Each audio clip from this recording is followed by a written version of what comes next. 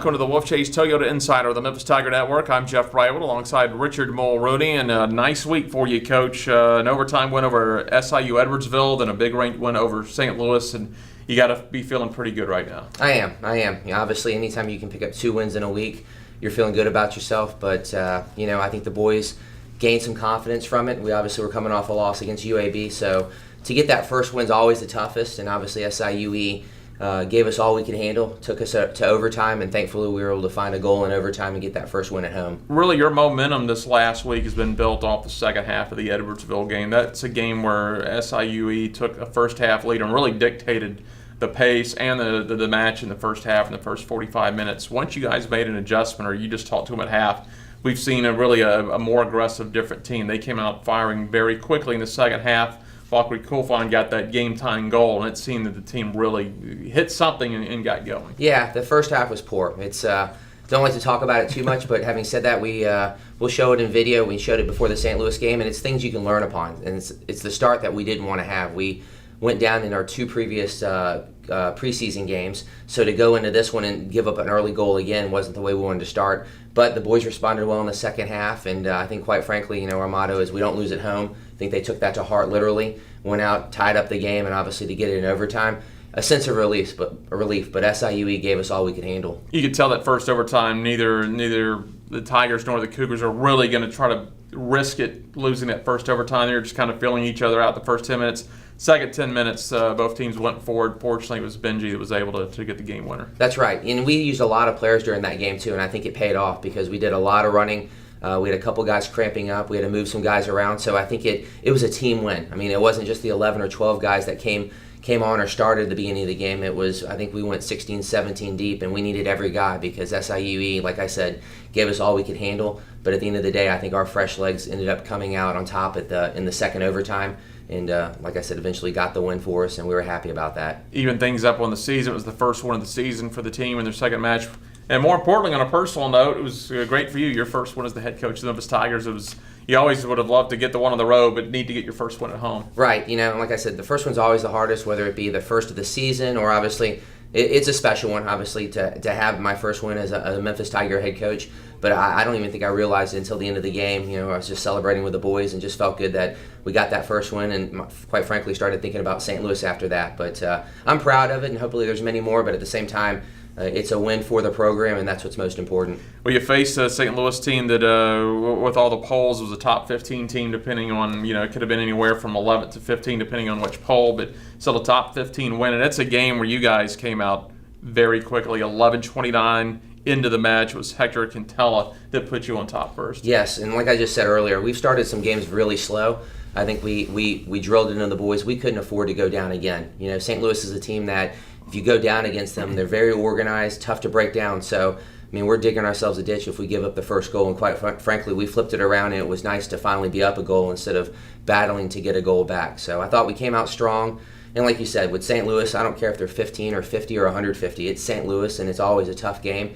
It used to be a conference rival for us, but it's a relationship that we've kept year in and year out. So whether you're at St. Louis, NCAA tournament, or here in Memphis, it's a game that anytime you can get a result, you're happy about. Well, you mentioned going back to St. Louis, and a lot of people just remember them in Conference USA, but really that rivalry started back in the early 90s to mid-90s back in the Great Midwest Conference. You guys have had some pretty intense matches over the last 20 to 30 years. Absolutely, and even just reading about previous games against them, I think we won one of our championships in a final against them in the Great Midwest Tournament. So won it over here at Eccles Field. That's right. Brooks will tell you about it. Oh, he'll tell me a lot about it, I'm sure. So there's the history with it, but at the same time, I have total respect for St. Louis. They've got I think they turn around and play Louisville tonight. So they play a tough schedule, but at the end of the day, it was a game that we needed to win, and quite frankly, the boys found a way to do it. Back to that match, you're up 1-0, and still a lot of soccer to be played. There's still almost 80 minutes left of the match. 37-07, you'd applied some pressure. And anytime you get an own goal, you put yourself in a hole, and then you're able to apply a little pressure. They had a deflection off a header, go on their own net, and all of a sudden you're up 2-0, and it's hard to overcome. If you're a team that accidentally scores on your own goal, that's just it's still just one goal, but it just seems to compound everything. It is. It's tough to overcome. You sort of put your heads down. It's like it's not going to be our day. So I've been on the side of those things. Our team has been on the side of those things, but fortunately it didn't happen to us. I think It was a free kick. We played it out wide to Will, and Will just chipped a good ball in the box. And I've always said, chips or crosses into the box from the outside are tough to deal with. I mean, there's a reason why you do it. It's because defenders have to worry about where their man is, the communication from their goalie, and quite frankly, they have to do a good job of clearing it. The kid got a head on it. Unfortunately, I think he was maybe trying to head it back to his keeper. The keeper was coming out, and thankfully for us, it went in the net. But, just to apply, like you said, to apply that pressure to them, that's what we have to do. And, sometimes you get the bounces to go your way, and that was one of them. So it's not a set play, but having said that, we'll take it and go up 2-0, and it was a good feeling. You feel pretty good at 2-0. That's not an insurmountable deficit, but when Danny Lane made it 3-0, you had to feel really good about how that match was going to go. It felt really good. They say the worst lead you can have is 2-0. I personally think it's 1-0 because I'd rather have it 2-1 than 1-1. But going back to the 2-0, to add the third, it was a sense of relief for it, but at the same time, I knew that St. Louis was going to come out in the second half and take it to us. I mean, they went a guy down with a red card, and sometimes that actually makes teams even more organized because you have to know you have to cover for somebody else. And quite frankly, I thought they got the run of the play in the second half, but we could also sort of see the game out since we were up 3-0, and we're able to add the fourth. Giovanni Alvarado added that fourth near the end of the regulation. Yes, and at the end of the game, I was able to give some minutes to guys that had been working hard, but not necessarily had seen any minutes yet. So Gio was one of them. I think David got in. There was a couple others. Alec went in as a defensive midfielder to work with Chandler. So all in all, it was another team effort. A lot of guys got minutes, but the most important thing is we got that win at home, and now we can go into this next weekend and hopefully continue on that roll we're on. I'm sure if you're looking at the schedule to start the season, you would have taken 2-1 with a road game at UAB, who's a perennial top 25 team, in St. Louis, who's a perennial top 15 team. For sure. I mean, this hasn't been an easy start to the season, but we don't want to set up an easy beginning of the season. You get rewarded for that come NCAA tournament time. UAB deservedly beat us, and we had to accept that, learn from it, and I think the guys responded well against a good SIU team. I think that team will be into the thick of things at the end of the year. They've been unfortunate, 3 overtime games up to that point, including ours, so it's not like they're a pushover, and St. Louis, like I said, speaks for itself. So it's a good start to the season, and now we're looking just to continue it into the SMU tournament. Get some individual awards this weekend. That's always nice. Danny Lane was the Rookie of the Week in the American Conference. Quincy Thomas, your Defensive Player of the Week. Yes. I mean, both awards well-deserved. Quincy being Defensive Player of the Week, good for him. He's worked hard, and quite frankly, as a team, we got a shutout. I mean, there's a couple things from the St. Louis game that I was pleased about, was that, first off, we finished our opportunities.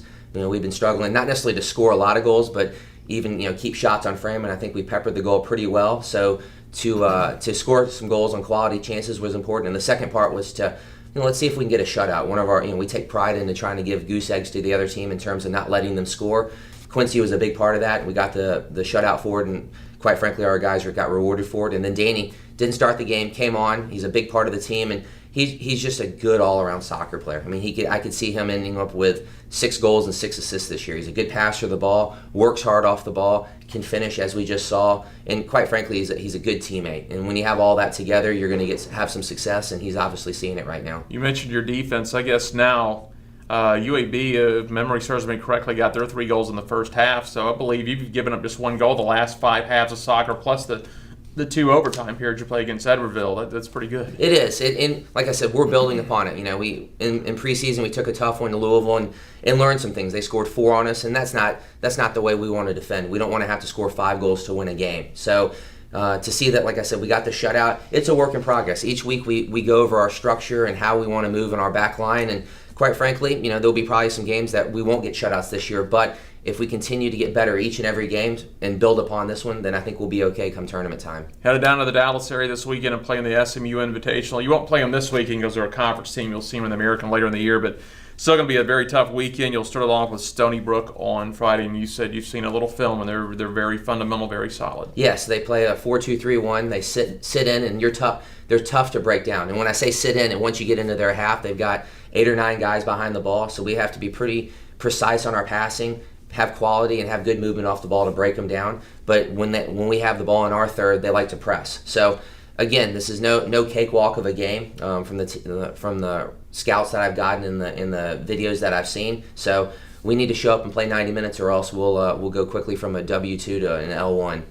You turn around on Sunday, you face Missouri State out of the Missouri Valley, one of the better soccer conferences in the NCAA. Yep, we played them in the spring, and again, another team that works hard, gets behind the ball, and they've got quality going forward as well. So, I'm concentrating on Stony Brook right now, but having said that, I've got assistants trying to get information on Missouri State. I respect both of them, and quite frankly, if we can come out with a couple results this weekend, we're going to be flying high. But at the same time, it's somewhat early on in the season, and just like I said, as long as we're continuing to get better and better, I think we're going to be okay coming the end of the year. All right, Coach, thanks a lot. Thanks a lot. That is Richard Mulrooney. I'm Jeff Brightwell. This is the Wolfchase Toyota Insider on the Memphis Tiger Network.